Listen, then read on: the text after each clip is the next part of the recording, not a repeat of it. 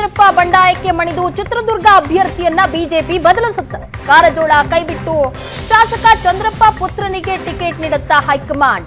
Ticket ಬದಲಿಸದೇ ಇದ್ರೆ ಬಂಡಾಯ ಸ್ಪರ್ಧೆ ಅಂತ ಈಗಾಗಲೇ ರಘುಚಂದನ್ ಸಹ ಹೇಳಿದ್ದಾರೆ. ಸಂಘ ಪರಿವಾರದ ಇಬ್ಬರು ಹಿರಿಯರು ನನ್ನ ಜೊತೆ ಮಾತಾಡಿದ್ದಾರೆ. ಕಾರಜೋಳಕ್ಕೆ ನಮ್ಮ ಜಿಲ್ಲೆ ಪರಿಚಯವೇ ಇಲ್ಲ ಅಂತ ಹೇಳಿದ್ದೇನೆ. ಕಾರಜೋಳ ಟಿಕೆಟ್ ಬಗ್ಗೆ ಪುನರ್ ಪರಿಶೀಲಿಸುವುದಾಗಿ ಹೇಳಿದ್ದಾರೆ. ದಲಿತ ಸಿಎಂ ಹೆಸರು ಬಂದ್ರೆ ಗೋವಿಂದ ಕಾರಜೋಳ ಹೆಸರಿದೆ. ಇಲ್ಲಿ ಸೋಲುಂಡರೆ ಕಾರಜೋಳ ಸ್ಥಿತಿ ಏನಾಗುತ್ತೆ? ಕಾರ್ಯಕರ್ತರು ನನ್ನ ತಂದೆ ತೀರ್ಮಾನದಂತೆ ನಡೀತೀನಿ ಅಂತ ಹೇಳಿದ್ದಾರೆ ರಘುಚಂದನ್.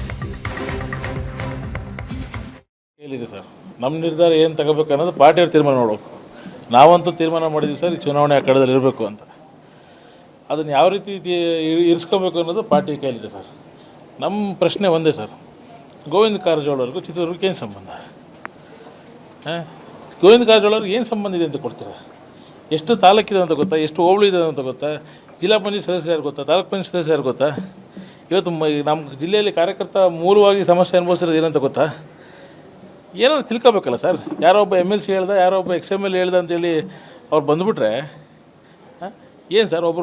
ಒಬ್ಬರು ಭಾಳ ಅಂತರದಲ್ಲಿ ಹೋಗಿದ್ದಾರೆ, ಒಬ್ಬರು ಸ್ವಲ್ಪ ಅಂತರದಲ್ಲಿ ಉಳ್ಕೊಂಡಿದ್ದಾರೆ.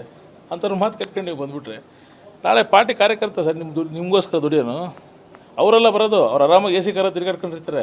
ನಾಳೆ ದಲಿತ ಮುಖ್ಯಮಂತ್ರಿ ಅಂತ ಕೂಗಿ ಬಂದರೆ ಪ್ರಪ್ರಥಮವಾಗಿ ಗೋವಿಂದ ಕಾರಜೋಳ ಹೆಸರೇ ಇದ್ದಿದ್ದು. ಅಂಥ ಗೋವಿಂದ ಕಾರಜೋಳರು ಯಾಕೆ ಇಷ್ಟು ದೊಡ್ಡ ತೀರ್ಮಾನಕ್ಕೆ ಬಂದರು ಅನ್ನೋದು ನನ್ನ ಪ್ರಶ್ನೆ. ಇವಾಗ ನಾಳೆ ಏನಾದ್ರು ಅಂಥ ಪರಿಸ್ಥಿತಿ ಬಂದರೆ ಇಲ್ಲಿ ಏನಾದ್ರು ಹೆಚ್ಚು ಕಮ್ಮಿ ಆಗಿ ಹೋದ್ರಿ ಅನ್ಕೊಳ್ಳಿ, ಸೋತ್ರಿ ಅನ್ಕೊಳ್ಳಿ, ನಿಮ್ಮ ರಾಜಕೀಯವಾಗಿ ಎಷ್ಟು ಹಿನ್ನಡೆ ಆಗುತ್ತೆ ನಿಮಗೆ? ನಾನು ನಿಮ್ಮ ಮಗನ ವಯಸ್ಸಿನ ಸರ್. ನಮಗೆ ಒಂದು ಅವಕಾಶ ಕೊಡ್ಬೋದಿತ್ತು. ನೀವು ಉಪಮುಖ್ಯಮಂತ್ರಿ ನೀವೇ ಆಗಿ, ದಲಿತ ಕೋಟದಲ್ಲಿ ಮಂತ್ರಿಗಳು ನೀವೇ ಆಗಿ.